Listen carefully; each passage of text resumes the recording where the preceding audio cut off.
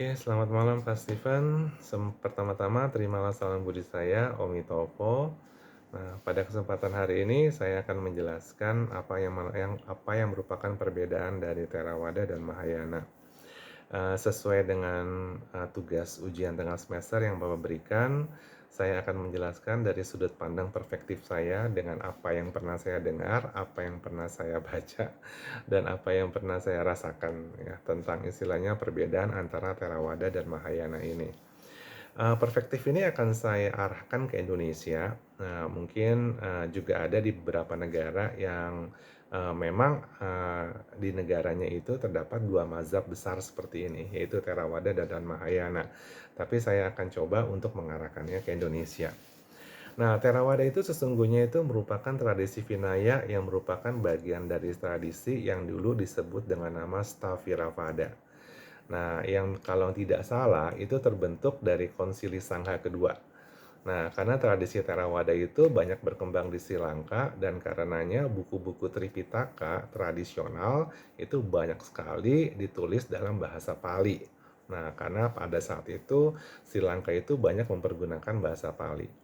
Nah, di Indonesia sendiri, tradisi Theravada itu dikenal masyarakat luas ya. Dan biasanya kita kenal di Indonesia itu ada tiga mazhab Buddhisme. Yang pertama Theravada, kemudian Mahayana, kemudian baru baru yang ketiga itu adalah Vajrayana. Mazhab ini juga disebut biasanya dikenal dengan kalau nggak salah istilahnya itu Pratimokkhavayana. Nah, tujuan utama dari praktek mazhab ini adalah berakhirnya penderitaan samsara atau yang kita kenal dengan nama istilah nirwana. Nah, orang yang telah mencapai nirwana kita sebut dengan sebutan arahat. Nah, tingkatan tertinggi ada 4 tingkat kesucian yang dapat dicapai oleh seorang praktisi. Nah, atas dasar itulah tradisi Theravada itu berfokus pada topik-topik yang sangat erat kaitannya itu dengan lenyapnya duka. Nah, seperti 4 kebenaran Arya, kemudian 12 mata rantai yang saling bergantung, karma, 3 corak umum, yaitu anicca, dukkha, dan juga anatta. Nah, apa sih sebenarnya yang dipraktekkan dalam tradisi Theravada? Dalam kehidupan sehari-hari itu, pemegang utama tradisi Theravada itu adalah jalan mulia berunsur 8, yang diklasifikasikan dalam 3 bagian, yaitu sila, samadhi, dan pana. Nah, itu berisikan tentang kebijaksanaan, seperti pengertian benar, pikiran benar, kemudian moralitas, itu yang berisikan tentang ucapan benar, perbuatan benar, dan juga mata pencaharian benar. Yang ketiga itu adalah konsentrasi, yang terdiri dari daya upaya benar, perhatian benar, dan juga konsentrasi benar. Dengan tujuan utama mengakhiri penderitaan, biasanya tradisi Theravada itu menekankan pengendalian kekotoran batin atau kilesa yang perlu perhatian agar ia tidak mengambil alih tindakan mental dan juga fisik kita. Kekotoran batin ini kemudian tumbang melalui penyelidikan, analisis, pengalaman, dan juga pemahaman internal tentang sifat sejati yang dimiliki dengan mempergunakan jana misalnya. Nah, tradisi Theravada itu berkembang di Sri Lanka dan juga Asia Tenggara, seperti Thailand, Burma, Vietnam gitu ya, dan juga menggunakan bahasa Pali yang dulu banyak dipergunakan di Sri Lanka. Buddhisme di Indonesia modern banyak mendapatkan pengaruh dari tradisi ini. Nah, dapat dilihat sih dari kebaktian-kebaktian umum di wihara yang biasanya masih mempergunakan bahasa Pali. Nah, sedangkan untuk aliran yang kedua, ini adalah secara singkat, itu adalah aliran Mahayana. Nah, tujuan tradisi Mahayana ini adalah untuk mencapai tingkat yang disebut dengan nama atau yang sama seperti Buddha Sakyamuni, yaitu Buddha yang lengkap sempurna atau dalam bahasa tradisi Theravada itu disebut sama Sambuddha. Nah, untuk mencapai tingkatan ini, sama seperti jalan kisah kehidupan lampau Buddha, seorang praktisi itu harus menempuh jalan yang disebut dengan nama Jalan Bodhisattva. Apa itu Jalan Bodhisattva? Nah, biasanya dalam buku agung para Buddha itu dijelaskan ya, bahwa Jalan Bodhisattva itu merupakan jalan yang ditempuh Pertapa Sumedha, yang merupakan kelahiran lampau dari Buddha Sakyamuni.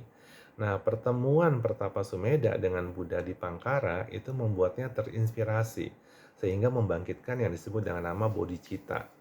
Nah, jadi sering banget tuh kalau di aliran Mahayana itu dikenal dengan nama bodhicitta, yaitu batin pencerahan, tekad untuk meraih kebudahan untuk menolong semua makhluk.